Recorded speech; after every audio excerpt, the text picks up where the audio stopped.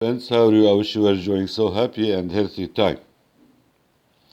Today we are going to talk about any. There are common mistakes that are usually committed by users, and let us say they can be committed even by advanced learners. Also, there is an exception, do you see, concerning the usages of or the use of any. Let us start with our example. For instance, if we say, let us imagine that we have two persons, one of them, or they are talking to each other. One of them say, do you have any brothers? Someone is asked his friend, do you have any brothers?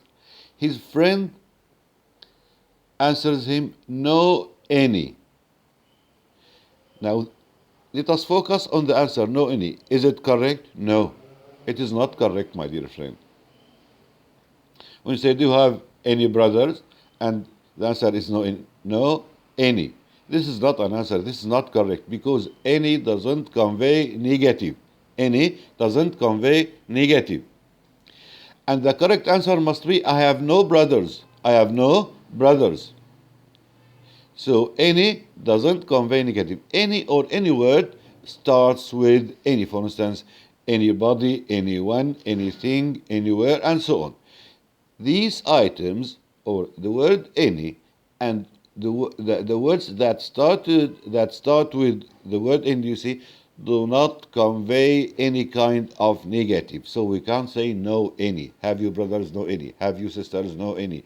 Have you, for instance, houses? No any. No any. This is not a correct answer. It is wrong. It is wrong. So avoid to use such a uh, such an item or avoid to commit such a mistake.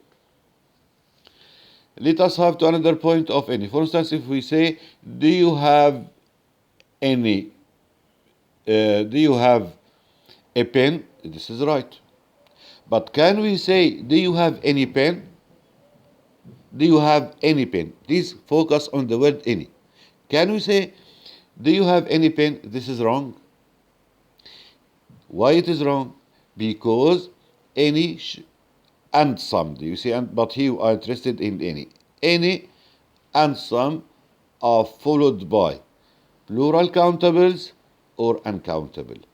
Plural countable or uncountable, you see. Uncountable, you know that it can't or it doesn't have a plural form. For instance, we say any pens, any tables, any houses, any cities, any universities, and so on. But we cannot, and we can say any water, this is uncountable, any sugar, and so on. But we cannot say any house. No. For, do you have a pen or do you have any house? No, this is wrong. We should say, do you have any houses? Do you have any pens? And so on. So, any should be followed by plural countables or uncountable. Plural countable noun or uncountable noun, do you see? When they are countable, they should be put in the plural form. When they are uncountable, do you see? They do not have plural form, and any can be followed by one of them. Can we say, uh, is there any letter for me? Suppose that you are expecting the arriving of a letter. You are about to get a letter.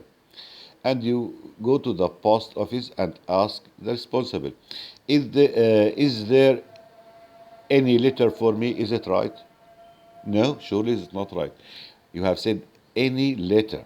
Letter, this is countable and singular. And as you have said before that, when any is used, you see before countable, it should be put in the plural form. And the correct form is either we say, are there any letters for me? Are there any letters, not any letter for any letters for me? Or is there any letter for me? Is there any letter for me? Do you see? So any can't be used before countable in the singular form. Another point about any, as it is known generally that any is used in the negative and in the interrogative structures. But sometimes we can say, please focus on the example. Anyone who works here can help you. If, for instance, we say, anyone who works here can help you. Anyone who works here can help you. This is an affirmative sentence, and the sentence is correct. How have we used any in the affirmative sentence? It has been said to us so many times that in affirmative that any can is used in affirmative, any is used in negative and the question, but in affirmative we use some. My dear friend, this is an exception. When we have a sense of no limitation, we can use any. Anyone who works here can help you.